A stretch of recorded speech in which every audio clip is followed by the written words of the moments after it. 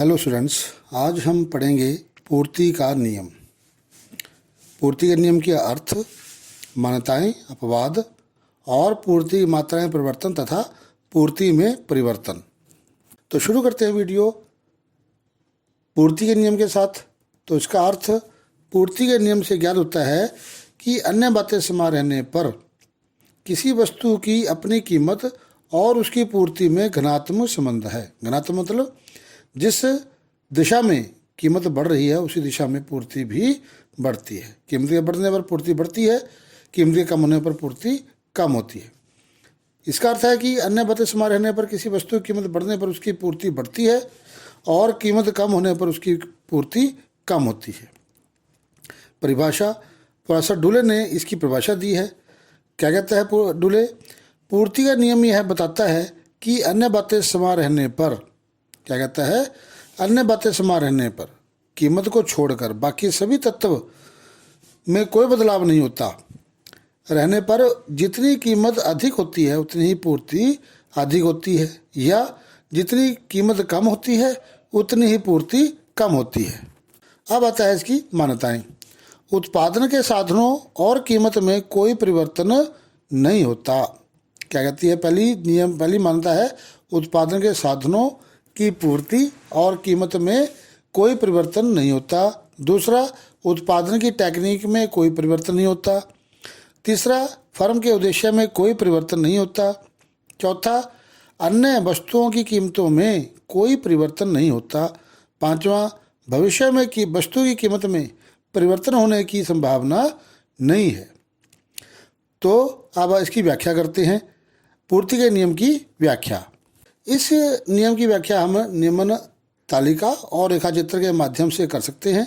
आपके स्क्रीन पर एक तालिका दी हुई है जिस पर एक तरफ प्राइस और दूसरी तरफ सप्लाई दिया हुआ है। प्राइस 10, 11, 12 और सप्लाई 100, 200, 300, यानी जैसे जैसे कीमत बढ़ रही है सप्लाई भी उसी हिसाब से बढ़ रही है। तो उपरोक्त तालिका स्पष्ट करती है कि जब कीमत 10 रुपये है, 10 रुपये से बढ़कर 11 रुपये हो जाती है तो पूर्ति 100 इकाई से बढ़कर 200 इकाई हो जाती है। अतः कीमत में वृद्धि होने पर पूर्ति में वृद्धि होती है। आपके स्क्रीन पर एक रेखाचित्र दिया हुआ है। उस रेखाचित्र में स्पष्ट है कि एसएस पूर्ति वक्र है जिसका ढाल नीचे से ऊपर की ओर है, जिससे ज्ञात होता है कि वस्तु की कीमत बढ़ने पर पूर्ति बढ़ती है। जब कीमत ओपी से बढ़कर OP1 हो जाती है तो पूर्ति OL से बढ़कर OL1 हो जाती है। इस नियम के क्या क्या अपवाद हैं? पहला है, प्राकृतिक तत्वों पर आधारित कृषि उत्पादित वस्तुओं पर यह नियम लागू नहीं होता। दूसरा है, कुछ सामाजिक प्रतिष्ठा की वस्तुओं की अधिक कीमत मिलने पर भी उसकी सीमित पूर्ति की जाती है। तीसरा है, नाशवान वस्तुओं की कीमत कम होने पर उत्पादक उनकी अधिक मात्रा बेचने को तैयार हो जाता है। तो ये थे अपवाद। अब आता है पूर्ति की मात्रा में परिवर्तन और पूर्ति में परिवर्तन। तो पहला है पूर्ति मात्रा में परिवर्तन। इसमें है, अन्य बातें समान रहने पर जब किसी वस्तु की अपनी कीमत में वृद्धि या कमी होने के कारण उस वस्तु की मात्रा में वृद्धि या कमी से है। दूसरा है पूर्ति में परिवर्तन। किसी वस्तु की अपनी कीमत के अतिरिक्त पूर्ति के अन्य तत्वों, निर्धारित तत्वों में परिवर्तन के फलस्वरूप पूर्ति की मात्रा में होने वाली वृद्धि या कमी से है। तो हमने देखा पूर्ति मात्रा में परिवर्तन अन्य बातें समान रहने पर केवल कीमत और पूर्ति में संबंध दिखाया है, जबकि पूर्ति में परिवर्तन उसमें हमने अन्य तत्वों में परिवर्तन दिखाया है और पूर्ति मात्रा में परिवर्तन उसके कारण से जो पूर्ति में की मात्रा में होने वाली वृद्धि और कमी को दिखाया गया है। तो हम इसका विस्तृत वर्णन करते हैं। नंबर 1 है पूर्ति मात्रा में परिवर्तन। इसका वर्णन पूर्ति में विस्तार व पूर्ति में संकुचन के रूप में कर सकते हैं। तो पहला है पूर्ति का विस्तार। अन्य बातें समान रहने पर जब किसी वस्तु की अपनी कीमत बढ़ने पर उसकी पूर्ति अधिक हो जाती है तो उस बढ़ी हुई पूर्ति को पूर्ति का विस्तार कहा जाता है। इसे हम एक तालिका और रेखाचित्र स्पष्ट कर सकते हैं। आपके स्क्रीन पर एक तालिका दी हुई है जिसमें एक तरफ प्राइस दूसरी तरफ क्वांटिटी दी हुई है। जब कीमत 1 है तो उत्पादक उस वस्तु की 1 इकाई की पूर्ति करता है। जब कीमत बढ़कर 5 रुपये हो जाती है तो पूर्ति का विस्तार होकर 5 इकाई हो जाता है। इसे निम्न रेखाचित्र से स्पष्ट कर सकते हैं। आपके स्क्रीन पर एक रेखाचित्र दिया गया जिसमें ओ एक्स अक्ष पर वस्तु की मात्रा और ओ वाई अक्ष पर वस्तु की कीमत को लिया गया है। एसएस पूर्ति वक्र है। उत्पादक पूर्ति वक्र के बिंदु ए पर है। जब कीमत बढ़ जाती है तो उत्पादक बिंदु ए से बी पर पहुंच जाता है। अतः एक पूर्ति वक्र के नीचे बिंदु से ऊंचे बिंदु पर पहुंचना, एक बिंदु के निचले बिंदु से ऊपर के बिंदु पर पहुंचना पूर्ति का विस्तार कहलाता है, पूर्ति के विस्तार को प्रकट करता है। दूसरा आता है पूर्ति का संकुचन। अन्य बातें समान रहने पर जब किसी वस्तु की अपनी कीमत कम होने पर उसकी कीमत कम हो जाती है, उसकी मात्रा, उसकी पूर्ति कम हो जाती है और पूर्ति में होने वाली कमी को पूर्ति का संकुचन कहा जाता है। इसे भी हम तालिका और रेखाचित्र स्पष्ट कर सकते हैं। आपके स्क्रीन पर तालिका दी हुई है जिसमें एक तरफ कीमत और दूसरी तरफ क्वांटिटी यानी मात्रा दी हुई है। जब कीमत 5 थी तो उत्पादक 5 इकाई की पूर्ति करता था, परंतु जब कीमत कम होकर 1 रुपये रह गई तो अब उत्पादक पूर्ति कम करके 1 इकाई की ही पूर्ति करता है, तो इसे पूर्ति का संकुचन कहा जाता है। आपके स्क्रीन पर एक रेखाचित्र है, उसमें भी दिखाया गया कि एसएस वक्र वस्तु का पूर्ति वक्र है। जब वस्तु की कीमत 5 रुपये है तो उत्पादक द्वारा वस्तु की 5 इकाई की मात्रा की पूर्ति की जाती है। अतः उत्पादक एसएस पूर्ति वक्र के बी बिंदु पर है। मान लो कीमत कम होकर 1 रुपये हो जाती है तो उत्पादक पूर्ति वक्र के बी बिंदु से ए बिंदु पर पहुंच जाता है। अतः एक पूर्ति वक्र के ऊंचे बिंदु से निचले बिंदु पर पहुंचना पूर्ति में संकुचन को प्रकट करता है।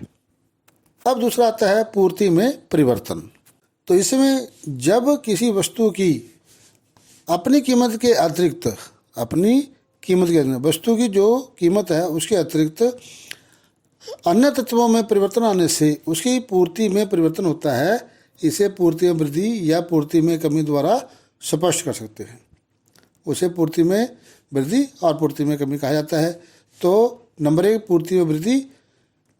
वस्तु की अपनी कीमत समान रहने पर यदि किसी वस्तु की पूर्ति बढ़ जाती है या कीमत कम होने पर पूर्ति समान रहती है तो इस परिवर्तन को पूर्ति में वृद्धि कहा जाता है। पूर्ति में वृद्धि 2 प्रकार की होती है। नंबर 1 समान कीमत अधिक पूर्ति और दूसरा कम कीमत पर समान पूर्ति। इन दोनों स्थितियों को हम एक तालिका और रेखाचित्र से स्पष्ट कर सकते हैं। आपके स्क्रीन पर एक तालिका दी गई है। उन दोनों स्थितियों को इस तालिका में दिखाया गया है। जो तालिका स्पष्ट करती है, एक तरफ हमने प्राइस और दूसरी तरफ क्वांटिटी ली है। समान कीमत अधिक पूर्ति, कम कीमत समान पूर्ति। उपरोक्त तालिका स्पष्ट करती है कि जब वस्तु की कीमत 3 रुपये है तो उसकी पूर्ति 3 इकाई है, परंतु यदि कीमत समान रहने पर पूर्ति में वृद्धि हो जाए, जैसे कीमत 3 रुपये ही रहे परंतु वस्तु की पूर्ति 3 इकाई से बढ़कर 4 इकाई हो जाती है, तो इसे पूर्ति में वृद्धि कहा जाएगा। दूसरा है जब वस्तु की कीमत 3 रुपये है तो वस्तु की पूर्ति 3 इकाई है, परंतु यदि वस्तु की कीमत कम होकर 2 रुपये हो जाती है परंतु वस्तु की पूर्ति में कोई परिवर्तन नहीं होता, वह 3 इकाई ही रहती है, तो इसे पूर्ति में वृद्धि कहा जाता है। इसे एक रेखाचित्र स्पष्ट कर सकते हैं। आपके स्क्रीन पर एक रेखाचित्र दिया हुआ है जिसमें S1 प्रारंभिक पूर्ति वक्र है। जब वस्तु की कीमत 3 रुपये है तो उसकी पूर्ति 3 इकाई है। अतः उत्पादक S1 पूर्ति वक्र के बिंदु ए पर है। अन्य तत्व में परिवर्तन हो जाने पर पूर्ति वक्र सरक कर S2 हो जाता है। इस नए पूर्ति वक्र में नंबर 1 बिंदु बी से ज्ञात होता है कि वस्तु की पूर्ति 3 इकाई से बढ़कर 4 इकाई हो गई है, और बिंदु सी से ज्ञात होता है कि वस्तु की कीमत कम होकर 2 रुपये हो गई, परंतु पूर्ति पहले जितनी ही 3 इकाई ही रही, पूर्ति में कोई परिवर्तन नहीं हुआ। नया पूर्ति वक्र S2 पूर्ति में वृद्धि को प्रकट कर रहा है। अब आता है पूर्ति में वृद्धि के कारण। तो इसमें क्या कारण होती हैं कि पूर्ति में वृद्धि हो जाती है? नंबर 1, जब टेक्निक में परिवर्तन हो गई हो, प्रगति हो। दूसरा, जब उत्पादन साधनों की कीमतों में कमी हो। तीसरा, जब प्रतियोगी वस्तुओं की कीमतों में कमी हो। चौथा, जब बाजार में फर्मों की संख्या में वृद्धि होती है। पांचवा, जब भविष्य में कीमतों के कम होने की संभावना हो। छठा, जब फर्म का उद्देश्य बिक्री को अधिकतम करना हो। और सातवां, जब सरकार द्वारा सहायता या अनुदानों में वृद्धि हो। अब आता है पूर्ति में कमी। वस्तु की अपनी कीमत समान रहने पर यदि वस्तु की पूर्ति कम हो जाए या कीमत बढ़ने पर पूर्ति समान रहे तो इसे पूर्ति में कमी कहा जाएगा। तो इन दोनों स्थितियों को समान कीमत कम पूर्ति, अधिक कीमत समान पूर्ति, हम एक तालिका और एक चित्र के माध्यम से स्पष्ट कर सकते हैं। आपके स्क्रीन पर एक तालिका दी हुई है जिसमें एक तरफ वस्तु कीमत, दूसरी तरफ पूर्ति की मात्रा हमने दिखाई है। दोनों स्थितियां समान कीमत कम पूर्ति और कीमत में वृद्धि समान पूर्ति को दिखाया गया है। तो उपरोक्त तालिका स्पष्ट कर रही है कि जब वस्तु की कीमत 3 रुपये है तो वस्तु की 3 इकाइयों की पूर्ति की जाती है, परंतु जब कीमत के 3 रुपये ही रहने पर पूर्ति कम हो जाए तो उसे पूर्ति में कमी कहा जाएगा। इसी प्रकार जब वस्तु की कीमत 3 रुपये है तो वस्तु की 3 इकाइयों की पूर्ति की जाती है, परंतु कीमत के बढ़ जाने पर बढ़कर 4 रुपये हो जाती है जब, तो वस्तु की पूर्ति में कोई वृद्धि नहीं होती, वह 3 इकाई रहती है। पूर्ति में कोई परिवर्तन नहीं होता, इसे पूर्ति में कमी कहा जाता है। इसे हम एक रेखाचित्र के माध्यम से स्पष्ट कर सकते हैं। उपरोक्त रेखाचित्र में समान कीमत अधिक पूर्ति, कम कीमत समान पूर्ति को दिखाया गया है।